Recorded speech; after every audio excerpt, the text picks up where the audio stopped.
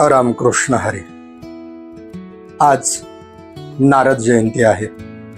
नारद जयंती निमित्त देवर्षी नारद किंवा महर्षी नारद ज्यांना म्हटलं जातं, त्यांना भारताच्या अध्यात्मामध्ये, संस्कृतीमध्ये आणि जेवढे काही आध्यात्मिक वाङ्मय आहे त्या सगळ्या वाङ्मयातली त्यांची प्रतिमा एक विनोदी किंवा कळलाव्या नारद अशी आहे।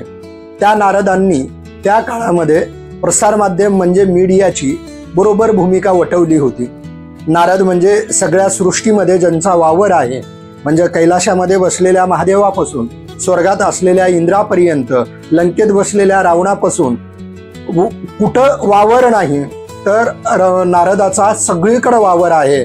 म्हणजे वाल्या डाकूचा वाल्मिकी ऋषी बनवणारे नारद होते। त्या नारदांच्या जयंतीनिमित्त नारदाबद्दल आपण थोडक्यात त्यांचं चरित्र समजून घेऊया। नारद म्हणजे फक्त विनोदी आणि कळलावा नारद एवढीच नारदाची ओळख आहे का? बिलकुल नाही। आज सुद्धा समाजामध्ये जर इकडली तिकडं गोष्ट कुणी करत असेल, ह्याचं ऐकून त्याला जाऊन सांगत असेल तर त्याचा उल्लेख केला जातो, हा आला बघा कळलाव्या नारद। म्हणजे नारद हे विशेषण झालेलं आहे कुणासाठी? जो इकडली कळ तिकडं लावतो त्याच्यासाठी। मग नारदांनी कळ लावून भांडणं लावण्याचं काम केलं होतं का? हे बघा। म्हणजे नारद आज ज्यांचा उल्लेख केला जातो ते नारद पत्रकारितेतले आद्य पत्रकार म्हणून त्यांना आवर्जून त्यांचा उल्लेख करावा लागेल। दुसरी गोष्ट, नारदाचा अभ्यास किती होता? तर नारदांचा अभ्यास सखोल होता, कारण नारदांना राजकारण, अर्थकारण, तत्वज्ञान हे सगळं माहिती होतं। एवढं सगळं माहिती असून सुद्धा नारद रमले कुठं? नारद नीतीमध्ये आणि भक्तीमध्ये रमले।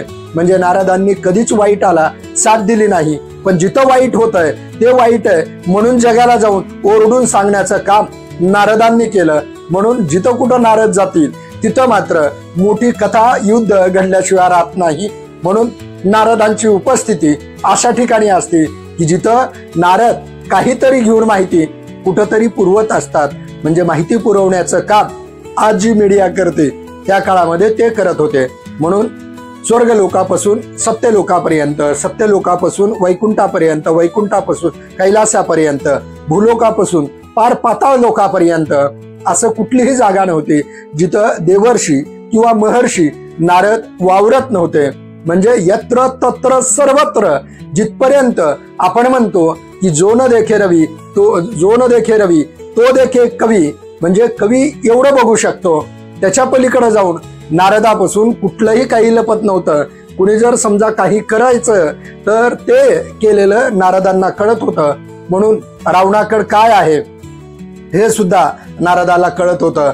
नारदांनी कळ लावून कुणाला भंडावून सोडलं नाही। नारदांची दहशत कुणाला नव्हती, नारदांची दहशत देवांना होती, दानवांना होती, मानवांना। ऋषी, मुनी, देवर्षी, महर्षी असे वेगवेगळे जे विशेषण त्यांच्या नावाच्या पाठीमागे लागतात, त्या सर्व विशेषणापेक्षा नारदांना वारकरी संप्रदायामध्ये जी प्रबोधनाची सगळ्यात महत्वाचं अंग म्हणून कीर्तनाकडे बघितलं जातं किंवा त्याचा उल्लेख केला जातो, त्या कीर्तनकाराच्या गादीला नारदाची गादी म्हणून ओळखलं जातं। ते नारद भक्तीमध्ये रमले होते, ते नारद नीतीमध्ये रमले होते। त्या नारदांनी कधीही कुणावर अन्याय अत्याचार केला नव्हता। म्हणून नारदाची भक्तिसूत्र वाचल्यानंतर कळतं की नारद हे एकच व्यक्ती होते का त्या नावाच्या अनेक व्यक्ती होऊन गेल्या। काही जरी असलं तरी नारद म्हणून नारदांचा आनंद जो उल्लेख केला जातो तो आदरार्थी असतो। देवर्षी किंवा महर्षी नारद, ज्या नारदांच्या मुखामध्ये नारायण नारायण हे शब्द होते आणि त्या शब्दाचा उच्चार करत सगळीकडं सर्वत्र संचार करणाऱ्या नारदांनी एका डाकूच्या हृदयाचं परिवर्तन केलं होतं। आणि तोच वाल्या डाकू नंतर वाल्मिकी बनला होता, ज्यांनी ते रामायण लिहिलेलं होतं।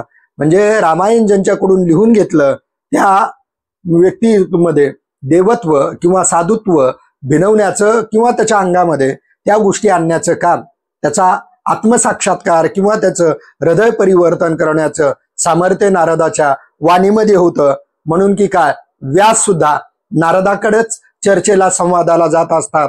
अनेक ठिकाणी संदर्भ सापडतील, म्हणजे जे अनेक पुराणे आहेत त्या पुराणामध्ये नारद पुराण म्हणून एक ओळखलं जातं। त्यामध्ये नारदांच्या विचाराचा, नारदांच्या कार्याचा बराच संदर्भ सापडतो.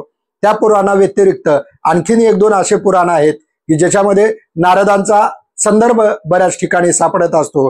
शेवटी एवढंच आज नारद जयंती निमित्त म्हणेन की नारद कळलाव्या किंवा विनोदी यापेक्षाही देवर्षी किंवा महर्षी जे नारद होते त्या नारदांनी प्रबोधन करण्याचं, प्रचार प्रसार करण्याचं आणि जगजाहीर काही गोष्टी जगाला समजल्या पाहिजेत, सांगितलं पाहिजे या गोष्टीचं काम केलं, म्हणून त्यांना आद्य पत्रकार म्हणतात.